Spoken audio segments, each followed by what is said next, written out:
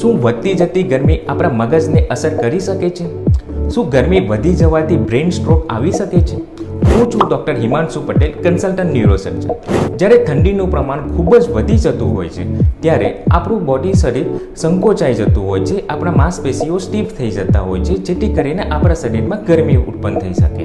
એવી જ રીતે ગરમીના વાતાવરણમાં આપણું શરીરમાં પ્રોટેક્ટિવ મિકેનિઝમ તરીકે સ્વેટિંગ, પસીનો ઉત્પન્ન થતો હોય છે. આમ આપણા બોડીમાં ગરમી અને ઠંડી મેન્ટેન કરવા માટે આપણી મગજની અંદર એક હાઇપોથેલેમસ નામનું સેન્ટર આવેલું હોય છે. આપણા બોડીનું નોર્મલ બોડી ટેમ્પરેચર 36.5 ડિગ્રી સેલ્સિયસથી 37.5 ડિગ્રી સેલ્સિયસ જેટલું હોય છે. જ્યારે ટેમ્પરેચર ખૂબ જ વધી જતું હોય છે ત્યારે આપણું શરીર મેક્સિમમ ફોકસ આપણા શ્વાસોશ્વાસની ક્રિયા અને હૃદય ઉપર કરતું હોય છે. અને આ સમયગાળામાં બાકીની બધી સિસ્ટમ જેમ કે કિડની, લીવર, પાચનતંત્ર ઓછી થઈ જતી હોય છે, ત્યાં બ્લડનું સર્ક્યુલેશન ઓછું થઈ જતું હોય છે. એટલે કે 40 ડિગ્રીથી વધી જાય જો ટેમ્પરેચર ત્યારે આપણા મગજમાં આવેલું બ્લડ બ્રેન બેરિયર ડેમેજ થવા લાગે છે. આ બેરિયર આપણા મગજને ટોક્સિન અને બેક્ટેરિયાથી પ્રોટેક્ટ કરે છે અને ન્યુટ્રિશન અને ઓક્સિજન પ્રોવાઈડ કરતું હોય છે. જો એ ડેમેજ થઈ જાય તો આપણા મગજની અંદર ટોક્સિન અને બેક્ટેરિયા જવાની સંભાવના ખૂબ જ વધી જતી હોય છે અને મગજ ઉપર ઇન્ફ્લામેટરી રિએક્શન સ્ટાર્ટ થઈ જતા હોય છે.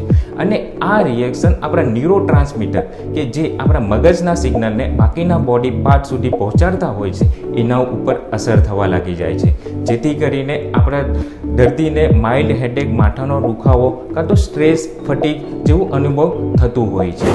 જો બોડીનું ટેમ્પરેચર ખૂબ જ વધી જતું હોય છે તો આપણા શરીરની જે પેરીફરી, બહારની જે લોહીની નસો હોય છે એ ફૂલી જતી હોય છે, ડાયલેટ થઈ જતી હોય છે, જેથી કરીને આપણા શરીરમાં આવેલા હૃદય ઉપર પમ્પિંગ ઉપર વધારે જોર આવી જતું હોય છે અને હૃદયને વધારે તાકાતની જરૂર પડતી હોય છે. આ સમયગાળામાં આપણા શરીરમાં ડ્રાસ્ટિક એક મેસેજ સિગ્નલ થતું હોય છે, જેથી કરીને બાકીની બોડી સિસ્ટમની બધી જ સિસ્ટમ શટડાઉન થઈ જાય અને હાર્ટ ઉપર ઓછો લોડ થાય.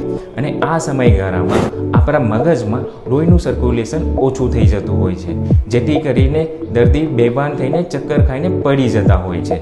અને જો લોહીનું સર્ક્યુલેશન મગજને 4 મિનિટ કરતાં વધારે સમયગાળા સુધી ના મળે તો ધીરે ધીરે મગજની માંસપેશીઓ ડેમેજ થવા લાગે છે અને દર્દીને મેસિવ બ્રેઇન સ્ટ્રોક આવવાની શક્યતા વધી જતી હોય છે. અને આ જ સમયગાળામાં બાકીના શરીરની જે સિસ્ટમ છે, કિડની, લીવર, એ પણ ડેમેજ થવાની સંભાવના વધી જતી હોય છે અને દર્દી ઓર્ગન ફેઇલર કન્ડિશનમાં જવાની શક્યતા ખૂબ જ વધી જતી હોય છે.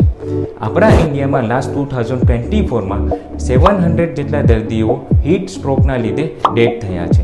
એટલા માટે આ હીટ સ્ટ્રોકને બેકાળજીમાં ના લેવું જોઈએ અને આ વાતાવરણમાં મેક્સિમમ બની શકે એટલું પાણી પીવું જોઈએ. તેમજ જો તમે તડકામાં ગયા અને માઇલ્ડ હેડેક કે એવો અનુભવ થતો હોય છે તો તરત જ એ તડકાને એવોઇડ કરવું જોઈએ, કાં તો પછી તમે સાવરિંગ લઈ શકો છો.